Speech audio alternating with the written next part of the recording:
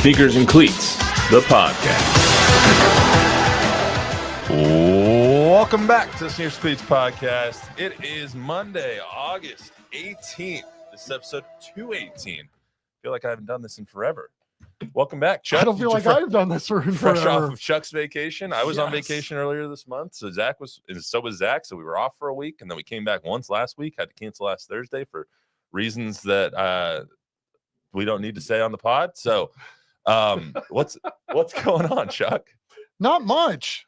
Seems like when I left, things were hopping and bopping, and when I came back, things were really hopping and bopping. Yeah, seriously. I mean, today we have we have a lot going on in the world of sports in general, but as far as San Antonio goes, we have something that everybody is talking about, and there's literally one subject. I put it in big bold letters on my rundown. It's Project Marvel all day today.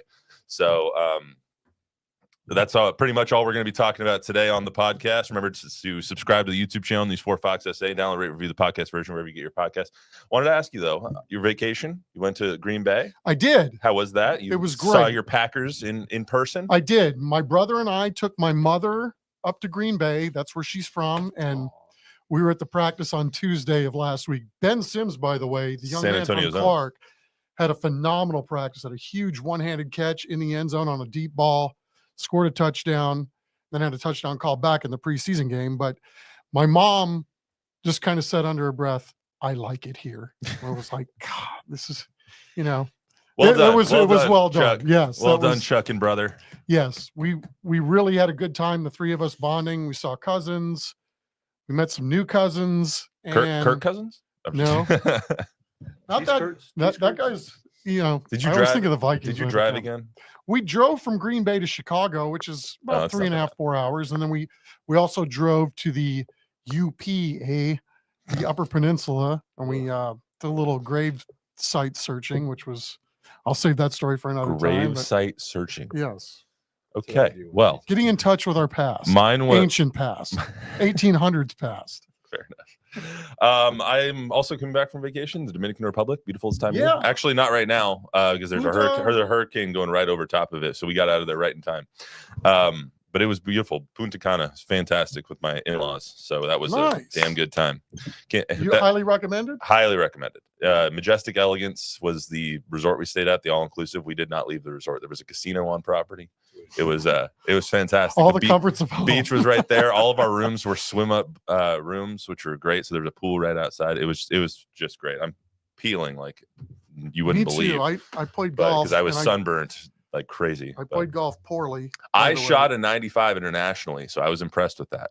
That is very I brought my golf clubs and played. They had golf course at the resort, and I played internationally. Internationally, I was in the Dominican. It's not this country, so it's international. International score.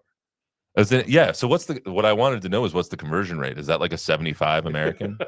Did I just shoot a 75? Is my question. That's what I want to know. I needed a conversion rate. Wait, why would it be different? Yeah, It's not. I'm kidding. Oh. I needed a conversion rate on my golf outing. Just because you play it internationally doesn't mean the score is different. That's I wish it why was. are you saying international? I didn't understand. Now Because I played golf in another country. It's funny now. It's a joke. I gotta laugh. It's really funny when you have to explain the jokes. It makes it so much better. Anyway, let's get to the crux of this. So we have latest happening on Project Marvel, including the term sheet that dropped this morning and all the drama that's going on City Council with the mayor and some of the City Council members who are not a fan of her or the way she does things. Our reaction to that, plus what you need to know about the term sheet, which I have right here. It's about 15 pages long. I will not read it to you because that'll bore everyone to tears, but I'll give you the highlights. First and foremost, though, as we have come to do, area code 218, Chuck. 218. I got nothing. It is. You guys got a guess? Bob, you got a guess? It's more in your neck of the woods. Detroit. Basically, isn't it up where you were in vacation? It's upper. It's one of those two states up there. It's up high, right? It's almost in Canada. Yep, it's upper Minnesota. Really? Northern Okay. Minnesota close to is up there. 218. Well, I'm mad that I missed last week. It's 217. That's Springfield, Illinois area code. So. You spent some time there. I spent some time there. So did I. So did the Democrats last week. So did Abe Lincoln. So it is the land of Lincoln. It sure as heck is. And if Lincoln was never there, Springfield would cease to exist because that is the calling card. They have the Abe Lincoln Museum there. They have everything there. It's also the town of the Simpsons. numerous Yes. Springfields. Another bad joke. There's that needs explaining. there's a lot of Springfield. There's too Yes. many Springfields. So let's get to the term sheet and the Spurs. So this over the weekend, it was almost done on Friday. There was an email sent out by Eric Walsh, the city manager. This is going to be very San Antonio specific. So if people are normally listening to this that are huge basketball fans or Cowboys fans or whatever, this is going to be super San Antonio specific. So apologize for that, but also this is information that most of our listeners care and viewers care to see and hear. Over the weekend, the term sheet was finalized, was posted this morning with one of the resolutions on the city council agenda. Originally, it was going to be, and when I left on Friday, it was going to be talked about on Thursday in executive session. It was not going to be for public consumption. And then it was going to be voted on in a special meeting later this month. The rumor was, and the goal was for it to be voted on August 27th. That has now changed because the mayor over the weekend put a resolution on the council agenda that was to vote for a strategic pause on all negotiations with the Spurs. They would also have to conduct a new economic study. They would also have to have 2 more community engagement projects or meetings in each district, 2 in each council district. So it's another 20 meetings, even though they just got done with a series of those kinds of meetings. And so I don't know that this was to combat that, but when we woke up this morning, there was another new thing on the council agenda, and it was to vote on the term sheet. Even though that was not the original plan to happen. The original plan was to have that happen next week, but by golly, we're going to get it done now. So on Thursday, the city council will vote on the term sheet that came out today. And it's further evidence of the infighting that is going on at city council and among the mayoral ranks here with the mayor, who has, to put it lightly, rubbed a lot of people the wrong way in her first couple of months in City Hall. So just brief overview of what the brass tacks terms are of the term sheet. The city will pay $489 million or 38%, whichever is less, to the Spurs Arena. And as far as Project Marvel goes, we're focusing solely on the Spurs Arena portion of this, not really the outside of the Alamo Dome and the hotel and the convention center, all that. $489 million or 38%, whichever is less, is what the city will pay. The county will pay 25%, not to exceed $311 million, though. The overall cost of this project, the arena, is $1.3 billion. So just quick math, the county will pay $311 million because 25% of that is not 1.3 is higher than 311. So, and then the Spurs will pay $500 million plus the cost overruns. The cost overruns is the key part of that. We talked to Councilman Mark White this morning, District 10, one of the only Republican voices on the council and with his party affiliation. And he said that was like the non-starter for the city. They needed the cost overrun portion of that to be taken care of by the Spurs because you don't know how much one of these things is going to be. Especially as you're now talking about projecting out. Exactly. With rate of inflation. Exactly. Like with the rate of inflation, with tariffs, with everything that's going to cause the price to go up. So basically it's $800 million from the county and the city, and then the rest is from the Spurs. The venue tax is where everything kind of hinges at the moment in November. The county will put on just making sure we're rolling. The county will put on the ballot in November 4th. People will vote in Bexar County for or against a raise in the venue tax from 1.75% to 2%, which is basically a tourism tax. It's hotels, motels, rental cars, everything people use coming into San Antonio or coming into Bexar County is where that money goes. So it's not public tax dollars. It is public tax dollars, but it's not local tax dollars. But anyway, I mean, that's assuming you don't like to go downtown, right? And assuming if you have a staycation, if you go with a staycation, you will be taxed an extra 0.25%. But general thoughts on the term sheet. I've basically talked for like the last 5 minutes. So no, I like listening to you because again, I was out of the loop last week, but I just find it very interesting in a lot of ways that there's this divisiveness at City Hall when it comes to this, right? It is a hot potato issue, right? And there's a part of me, it's like, well, we're going to get a new feasibility study done, and then so how much is that going to cost? So at some point, like we're racking up all this other stuff where if they've already got the number of votes needed to at least move to the next step in the process, so there's some confusion on my end on that regard. But the other part of it is too, and I think, a lot of people kind of feel this way. It's like, what's wrong with slowing down and trying to see if the city can get a better deal in all this? Why is there such a rush to move this thing boom, boom, boom, boom, boom? And I get it. I mean, stuff's got to be on a ballot in November. And then the way I'm understanding it, the quote unquote infrastructure tax will be moved to sometime in the Bond. spring. Infrastructure Yes. bond. So at least they're not going to be two on the same ballot, which I think from a strategic standpoint is a little easier to sell, Yeah. for lack of a better term. They have more time to sell that part. Because as far as the infrastructure bond goes, the city has more selling to do there. Obviously, they don't have to sell the venue tax. It's not their tax. But if that doesn't get passed, this project doesn't happen. If both of them don't get passed, this project doesn't happen. Correct. At least from what we understand. Right. I've heard some people involved in the city say if the infrastructure bond doesn't pass, then they'll figure it out. But it's kind of hard to build a new arena if you don't have streets and roads that lead to it and walkways to walk away from it and parking spaces to go to. So as far as that goes, yes, the one thing that is on the ballot for sure in November is the venue tax, raising it from 0.75% or 1.75% to 2% at the county level. That'll raise an extra certain amount of money. 311 million of that at the most goes to the Spurs. The rest of it goes to the rodeo, who's going to be taking over for Frostbank Center, new developments around the Frostbank Center to make that a viable destination for the San Antonio Stock Show and Rodeo year round for those kinds of activities.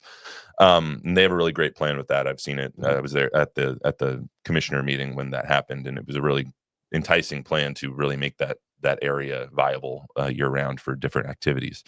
As far as the infrastructure tax goes, it's not a slam dunk that that's going to happen in May. It could still happen in November. I think their deadline to get that on the ballot is sometime in September. I want to say it's late to mid-September to get that on the ballot. But the rumor as of this moment and the plan as of this moment is to have that in May. And that is a new development because they were planning on putting that in November. Yes. So that's a new development. And again, if you don't know what we're talking about, the infrastructure bond part of this is you're going to hear a lot of city officials and county officials say no public tax dollars are going to the arena, which is true. No public tax dollars or local tax dollars are going to the arena itself. The infrastructure around it is a different story. The infrastructure around it for the first 5 years of this Project Marvel, which is a 15-year development project when it comes to the Alamo Dome and the Convention Center and all those things, first 5 years, the infrastructure is going to cost $200 to $250 million. All of that is general city funds. That is going to be your property taxes. That is going to be the general revenue of the city. So that is what the people of San Antonio are paying for directly out of pocket. And there's a lot of question as to how this is going to be sold to the public, because when you hear $200 to $250 million for downtown infrastructure, you're like, okay, cool, downtown infrastructure. But then you hear, oh, it's going to help facilitate the arena. It's going to help facilitate all these other things, these other developments. And they're like, well, we don't want $250 million going to an arena. Well, it's not, I mean, they're going to also sell that you need this infrastructure anyway. Downtown infrastructure is crap. Like, let's call a spade a spade. It needs a facelift in the most brutalist of ways.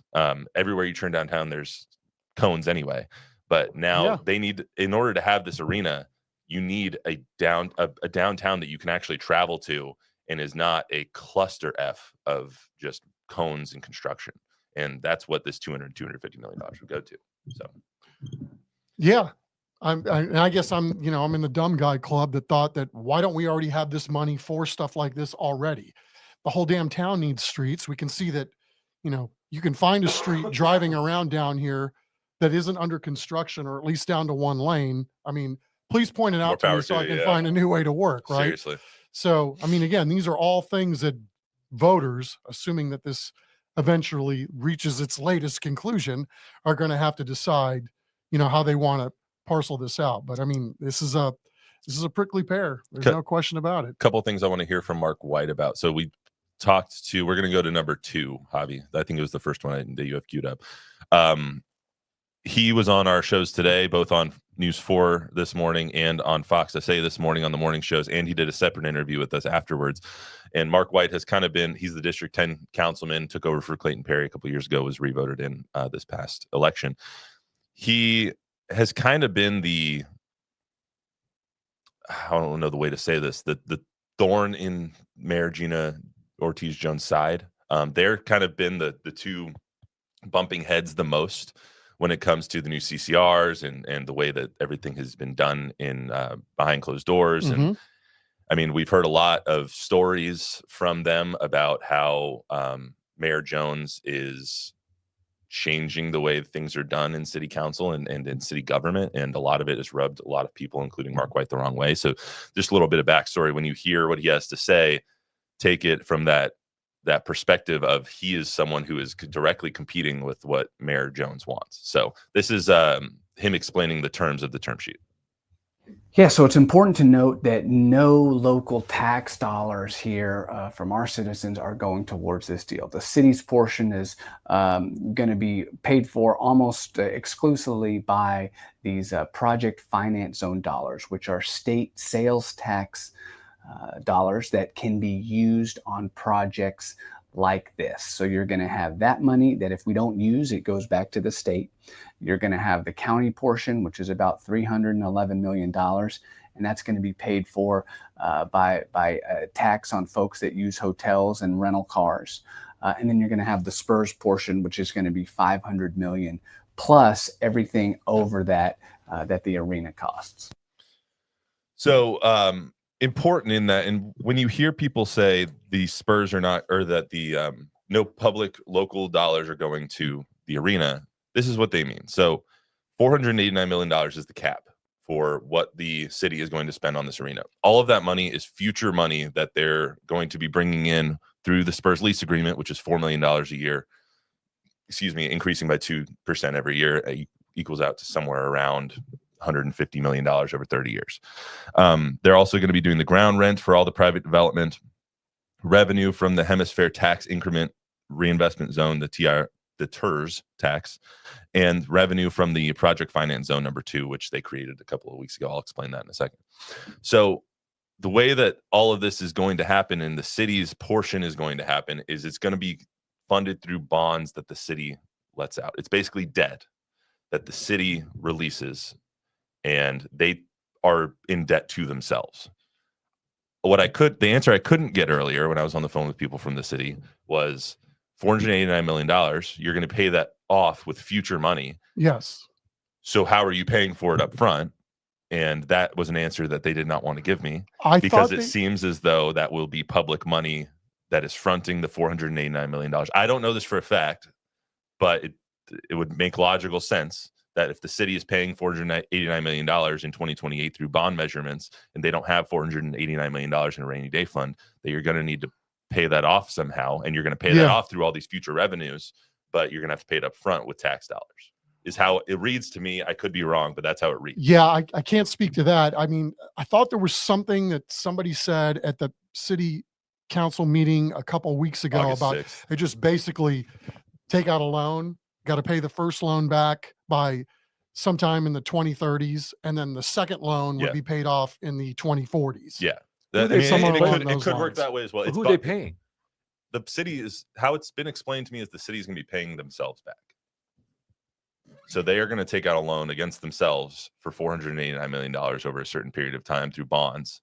And those bonds will be paid back over a 30-year increment through these 4 different revenue streams. And so while it's unclear to me how the $489 million is come up with, because the city is already kind of hurting for money right now. There's a revenue projection halfway through this year that had them at I think it was in the hole $250 million in just a couple of years. Wow. So how that happens, I don't know. People much smarter than I are handling that situation with the city. It's not hard to be smarter than me. So, I mean, we'll trust you've done them a at their good job word. with this, dude. I mean, Hey, staying after it and looking at the minutia of all this. So That's my weird talent. the big pushback on this is from the mayor, right? Well, like the mayor, yeah. The mayor, even the mayor though, has said that she wants this to happen. She just doesn't want it to happen as fast as this. So, like, her main concern was the economic impact study, right? Right. So how valid was the economic impact study that was done? Depends on who you ask. Yeah. If you ask the If you ask Spurs, the Spurs, it was great. It But was- the problem that everyone has with the economic impact study is that it was by a company that has an investment in the Spurs. Well, that was one of her complaints, but she also said it was very surface. Like there was Yeah, it wasn't too in depth. And so she wants another one. There's also a compromise that you can have here, which is let's vote on the term sheet, but also get another economic impact study. This is a non-binding term sheet. You don't have to sign this and be like, all right, we just signed up for $489 million. It's non-binding. You can change this I don't know about at any time legally, but it's a step in the direction of that. But you can also get another economic impact study done if you want. And that's one of the things I'm sure that they will discuss on Thursday, because Thursday is primed to be an explosive meeting of epic proportions when it comes to the relationship that council has with Mayor Jones. Who wants to be called Mayor Jones at all costs. Ortiz Jones. She goes by Mayor Jones to the council. So Okay. I've just started calling her Mayor Jones. Yeah, she doesn't go by Gina Jones. She goes by Gina Ortiz Jones. But when you're referencing her with the mayor, it's Mayor Jones. I don't know. She wants to be called certain things. As far as some of the other aspects go, the two resolutions that are on the Thursday City Council agenda, this is what Mark White had to say this morning. It's number 3. It should be this next one. I'm going in order. Should be 34. Yeah, 34 seconds. This is what Mark White had to say this morning regarding the two competing resolutions that are on the City Council agenda on Thursday. Yeah, we're going to decide on Thursday, right? The mayor's been very clear that she wants a pause. I think the majority of council has been very clear that we're ready to get this information finalized and into the hands of the citizens. So everybody's going to get to have their say. We're going to vote on these resolutions on Thursday, and then we'll see what happens. But again, it's really important. This is about transparency. The citizens deserve to know the terms of the deal before they go and vote in November. And so that's certainly what I'm pushing for. In that is, they've been asking for this for a long time. The city has been asking for numbers. The county's been asking for numbers. The Spurs have been reluctant in the past to divulge the numbers that this project is going to cost. So I think now that in that bite you just heard when he's referencing the term sheet, that's what they've all been wanting, was who's paying for what and how much. And we finally have that. That is in our hands now. I have exactly how much this arena is going to cost. Not exactly, but a rough estimate of what this arena is going to cost. It's not 1.5 billion. It's 1.3 billion. And if it does end up being 1.5 billion, the Spurs are taking care of that extra $200 million. That's, I think, what everyone has been asking for. And when he says we wanted this to give to the voters, that's what he's talking about, is we just wanted to know exactly who's going to be paying for what. So when they go to the ballot box in November to vote on this venue tax, at least you know, okay, the venue tax, this much of the venue tax is going to this. So does that make it easier from a perspective of a voter?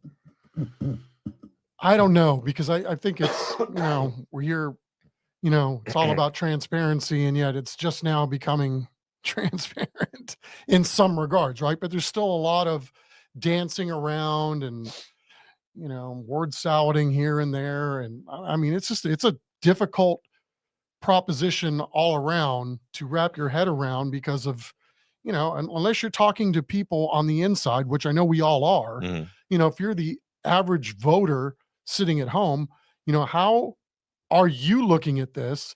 Has there already been, if you already made up your mind, I mean, you've talked about this before, has there been enough damage done already to look at this in a way that you're kind of side-eyed through the whole thing? And I think some of that's probably still relevant. There's one thing I wanted to ask you about, and it's something you reported last night, that the Spurs, once they saw that resolution from Gina Ortiz Jones, the mayor, on the docket, were a little frustrated. Can you kind of enlighten anybody on that? Well, I mean, think about it. You talked about there was a negotiation going on, terms were agreed upon, and then all of a sudden they're getting walked back after everybody agreed that these were the terms. So, yeah, I don't think that it should be a surprise that the Spurs were not pleased, to use the term mildly, that this is the direction that it's going. But, again, it appears there are enough votes to move this to the next phase. And so some of this is a little strange that Mayor Jones is doubling down on her stance. And trust me, I get it. I mean, quite frankly, I can't disagree with her actions on a lot of this to this point. I want to know everything about it. I want to know if I'm making an informed decision with where this is going, and is the city getting its best deal possible in something that is supposedly going to be a partnership between the Spurs, the city, and the electorate. It's also worth saying that before Mayor Jones took over as mayor, before she was elected, Eric Walsh, the city manager, was given these powers to negotiate the MOU. He was under Mayor Ron Ehrenberg, who this will go down as part of his legacy for starting to spearhead this in that way to begin with. Eric was given the power to negotiate this stuff on behalf of the city, from the city council, from the mayor, just like Judge Peter Sakai at the county level was given the power to negotiate this stuff with the Spurs and with the city. So she doesn't have the power. The mayor doesn't have the power to take that power away from Eric Walsh. And so that's why you're seeing something like this on there. This wasn't her doing. This wasn't her will to have Eric Walsh be negotiating this stuff. This happened before she got there. And I don't know this for a fact, but I would guess that was part of the plan, to get Eric these powers before someone else could come in and kind of disrupt it. So now that they have this, she's trying to walk it back a little bit and say, okay, how can we prevent this from continuing at the pace that it's going at? And the people who are still on the council, and the three people that have fought her tooth and nail, are Terry Castillo, Alderete Gavito, and Mark White, three incumbents on the council that know the process and that have been dealing with this for a little bit longer. Those three are fighting her because they already know what's going on. They've already been briefed on all this, and she's kind of playing catch up. And I get why she wants things to slow down, maybe have, or maybe it's all just a big negotiating tactic. Maybe, and I think that they got some parts of this term sheet that were different than what the letter was that we saw from the Spurs a couple of weeks ago. Instead of $60 million in community benefits, it's $75 million committed over 30 years from the Spurs and community developments or community benefits. So they had some wins in this thing. Even though there's some wins, she still wants to pause and do another economic study and do the things that we've already done, which is going back to the constituents and hearing from them and doing these things that actually cost the city money to hire this organization to run these meetings, which is something else in and of itself. But I think to be fair, I think she speaks for a lot of people, right? Yeah. On some levels, this feels like open up and say, and it's coming. Whatever's coming down your throat is coming. So, I don't want to make it sound like we're picking on her, because I think, quite frankly, in some ways, you may not agree with her tactics. She appears to be looking out for the taxpayer on this particular item. Yes. I think that she has a good argument. I saw something from, who did I see this from? It might have been Mark White. And I got to find the tweet. I don't want to misquote it. So let's go to the last bite that we have from Mark White, which I think is the most pivotal point of all of this. So let's hear from. There is a vote that is scheduled for November. This vote is happening November 4th. The citizens are going to get to decide whether or not this arena project moves forward. It's our job at City Hall to get this to the public so that they can know the terms of the deal, so they can be informed of what they're actually voting on when they go to the polls in November. So here's the thing that everyone needs to know. If the term sheet, or if the venue tax does not pass in November, this term sheet is basically as good as the paper it's written on. It's nothing. It's null and void, because then you don't have $311 million. So they have to come up with a whole new one. Can it happen without? Now I'm just ripping paper. Can it happen without the county? I don't know. But from everything I've heard and from everything I understand, the county venue tax is pivotal, and the the infrastructure bond that will pass or that will be up for a vote in May is pivotal. The arena does not get built without those two things, which in turn has this arena squarely on the ballot of the voters. Even though it's not going to say Spurs Arena, yes or no on your ballot, if you don't vote for the venue tax, you're voting no against an arena. It's just as simple as that. If you vote yes for the venue tax, you're voting for a new Spurs Arena. It's as simple as that. So when you go to the ballot in November, you're voting for or against the county spending $311 million of county money, which is via the tourist tax, which is mainly people that come in. 99% of the money that comes in from that is people that come in to visit San Antonio. You're voting that money goes to a Spurs Arena. That's what you're voting for in November. So, I mean, I hear some people, and Don included, says that's not that simple. It is that simple. You're not going to see Spurs Arena on your ballot. You're going to see tourism tax up from 1.75% to 2%. You need to know what that means. What that means is yes, Spurs Arena, no Spurs Arena. That's what it means. That's as simple as I can put it. Well said. Something we've been saying since November. If I had the math, there were going to be two taxes. The difference between now and November is but here's the infrastructure tax will be moved to the spring. It's not a tax. This infrastructure is not a new tax, though. That's the thing that I think some people are misinterpreting. The infrastructure is not going to be a new tax. The infrastructure is using general fund money towards this particular item.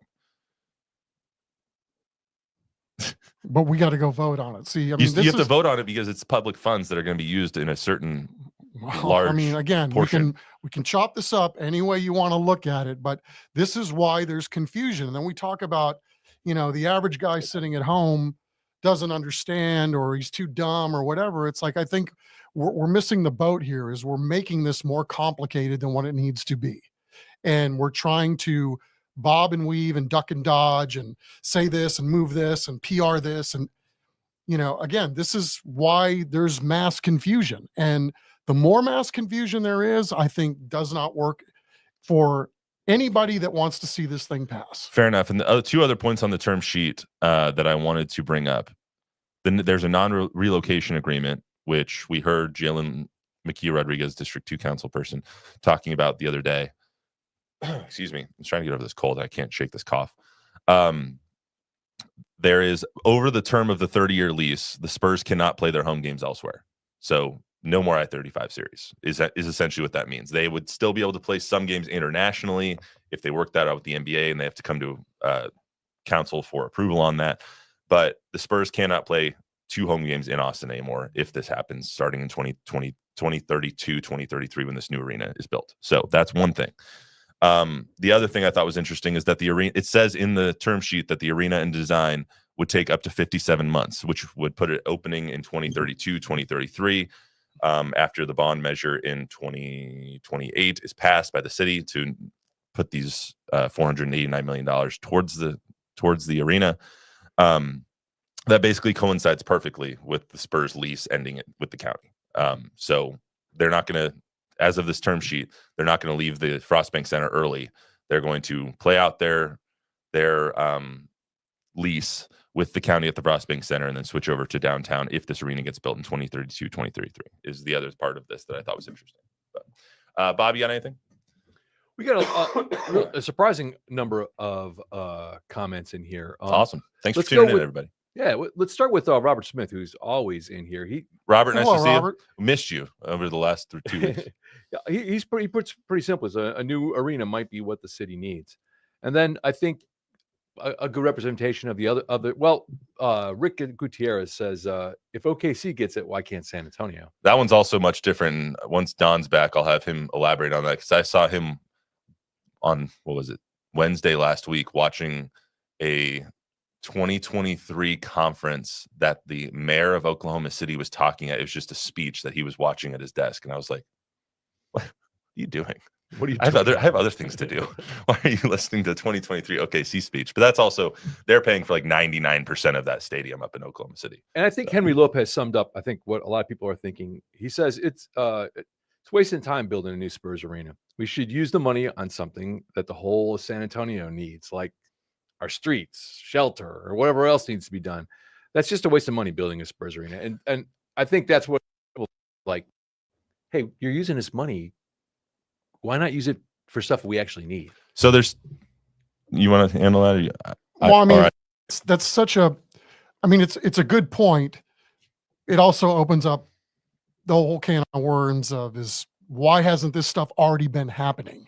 Like, you can build an arena and they're still not going to fix the streets, right? Or they're going to fix them in perpetuity, right? So from the Spurs perspective, I'm sure it's not fair for them to get lumped into the rest of what else is not going on around town or is going on currently, because the whole damn city's under construction. So, it's a tough one because, right, these things seem to be all happening at once, right? We need a new arena, we need new streets, we need all this stuff. So it's really, really hard. But again, that's part of why this is, in some circles, such a tough sell, because yeah, we do need new streets. We do need to help the homeless people that are all over downtown, and why there's a big reason why, if you ask those in the know, why there's so many of those hotels downtown where we're going to be drawing more money from, allegedly, that most of those rooms are sitting vacant right now as we speak. I mean, there's not a lot of people coming here like they used to for whatever reason. So this is a nuanced problem, and not just indigenous to Project Marvel, but it's all kind of in the same bucket, so to speak. Along those lines, the problem with the argument spend $289 million elsewhere is that it can't be. The project finance zone that they're going to be drawing the majority of that money from, which is, it can't be spent on streets. It can't be spent on infrastructure. It can't be spent on those things. If you don't spend it, it's basically, to put this in the simplest terms I can, it's money in a 3-mile zone of downtown that is made and sent to the state. And because of a law that was made in 2022 or 23, I can't remember which one. I think it was 23. A law that was put on the books by the legislature in 2023, cities can now recoup that money and use it for big projects like the convention center, like the Alamo Dome, like a new Spurs arena. If you don't use that money, it just stays with the state. Right. So but that's a portion. That's a portion of it. The overall. But the other portions of what they're going to be paying that $489 million is leasing rights to an arena. If you don't have leasing rights, there's no money there. Or if you don't have an arena, there's no leasing rights, there's no money there. So that money goes away. That never exists. The other things are hotel motel tax, the TIRZ tax, which also can't be used on infrastructure. And the other thing is leasing from surrounding developments. And if there's no surrounding developments surrounding an arena, there's no lease money there. So the money that's being spent, or that's going to be spent on the arena, doesn't exist right now. It's money, it's future money. Like, you can't spend that $489 million to fix the pothole in your neighborhood, because it doesn't exist and it can't be spent on that stuff.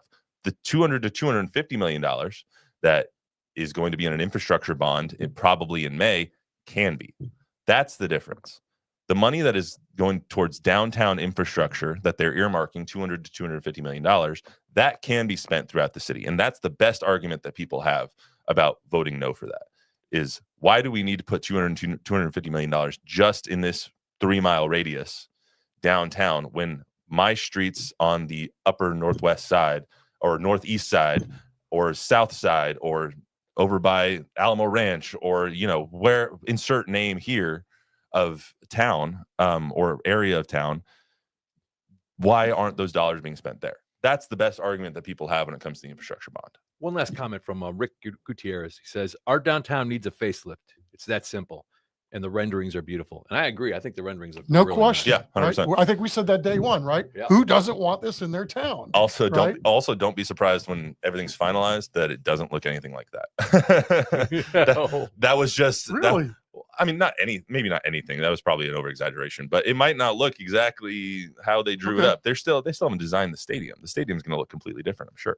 They haven't designed the stadium. They don't have designs for the Alamo Dome yet. None of that legwork has been done yet. That was a holistic view of, this is what we want to happen. But the design concepts of everything, the hotel, the convention center, everything is not completely nailed down yet. They don't have all that stuff yet. So it could look exceedingly different. It could look similar. Also, speaking of the over on the Tennis Channel, we were watching the Jannik Sinner and Carlos Alcaraz 1 vs. 2 over on the Tennis Channel, which is our owned by our parent company Sinclair. Yannick Sinner was forced to withdraw in the first set of that match. So Get out of town. it's really disappointing when you I have hope he's 1 versus okay. when you have 1 vs. 2 and the U.S. Open coming up. You never want to see that. So prayers out to Yannick Sinner, who had to withdraw. Carlos Alcaraz wins ATP Cincinnati. So anyway, that's all we got for you. Anything else you want to add there, Chuck? Dude, we went 45 minutes on this today. I was glad I was able to keep up with you because you are a virtual wealth of knowledge. Or is it a dirge? I don't know. What do you call me? No, I'm just kidding. Remember to download, rate, review, subscribe, give us a 5-star rating, tell a friend, tell an enemy. We'll be back on Thursday with more of this. That's when the council meeting is going on. I'm going to try and keep up with it as best as I can as we go so we can kind of nail some of this down on the podcast. We might actually be a little bit later on Thursday than I originally anticipated just because of the council meeting that's happening. So we'll have more of this for you on Thursday. We'll be back then. It's great to be back with you now. We'll see you. See y'all later.